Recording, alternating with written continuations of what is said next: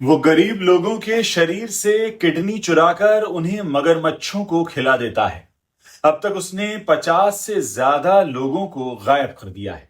वो पुलिस की गिरफ्त से भी फरार हो चुका है।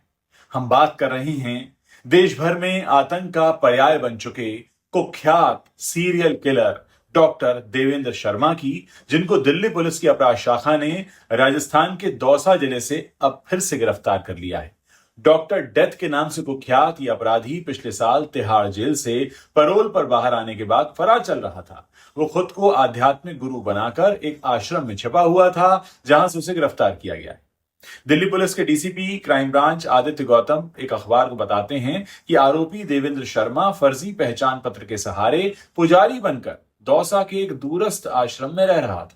पुलिस ने लगभग 6 महीनों तक निगरानी और खुफिया जानकारी इकट्ठा करने के बाद इस सनसनीखेज गिरफ्तारी को अंजाम दिया है। वो श्रद्धालुओं को पूजा पाठ और प्रवचन देता था ताकि अपने आपराधिक अतीत पर पर्दा डाल सके। शर्मा को 2002 से 2004 के बीच टैक्सी और ट्रक चालकों की निर्दयता पूर्वक हत्या करने के लिए उम्र कैद की सजा सुनाई गई थी। पुलिस के अनुसार ये अपने साथियों के साथ मिलकर ड्राइवर्स को फर्जी बुकिंग के बहाने बुलाता था, उनकी हत्या करता था, फिर शवों को कासगंज की एक मगरमच्छों से भरी नहर में फेंक देता था। उसका मकसद था कि लाशों का कोई सबूत ही न बचे। इस शर्मा ने खुद कबूला है कि उसने कम से कम 50 हत्याएं की हैं। हालांकि कई रिपोर्ट्स के मुताबिक ये संख्या 100 से ज्यादा भी हो सकती है। इसने अब तक 125 से ज्यादा अवैध किडनी ट्रांसप्लांट करवाए। देवेंद्र शर्मा का आपराधिक करियर 1990 के दशक में शुरू हुआ, जब उसने एक अवैध अंग प्रत्यारोपण रैकेट चलाना शुरू किया। राजस्थान से बीएमएस की डिग्री लेने के बाद उसने 1984 में अपना क्लिनिक शुरू किया और 1995 से 2004 के बीच देश भर में फैले नेटवर्क के जरिए 125 से ज्यादा अवैध किडनी ट्रांसप्लांट करा दिए। वो गरीब लोगों को धोखे में रखकर या जबरदस्ती उनके अंग निकालकर उन्हें अमीर मरीजों को बेचता था।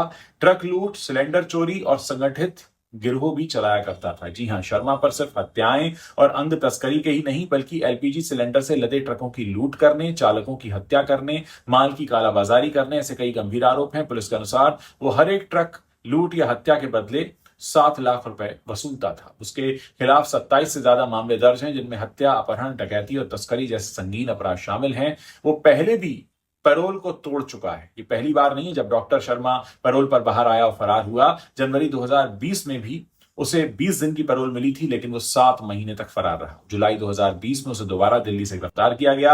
अब 2023 में फिर से वही इतिहास उसने दोहराया, लेकिन इस बार उसने खुद को एक संत की वेशभूषा में छिपा लिया।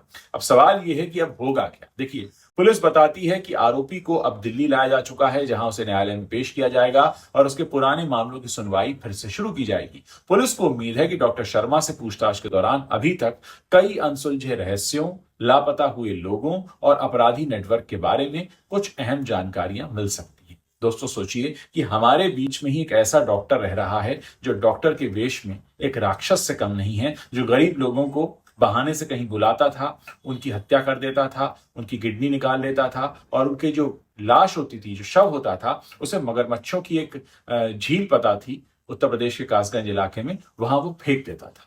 और वो सिर्फ यही नहीं कर रहा था बल्कि कई और काले धंधों को अंजाम दे रहा था। लेकिन आप सोचिए कि उसे बार बार पैरोल मिल भी रहा था, वो पैरोल पे बाहर जाता भी था, फिर गायब हो जाता था।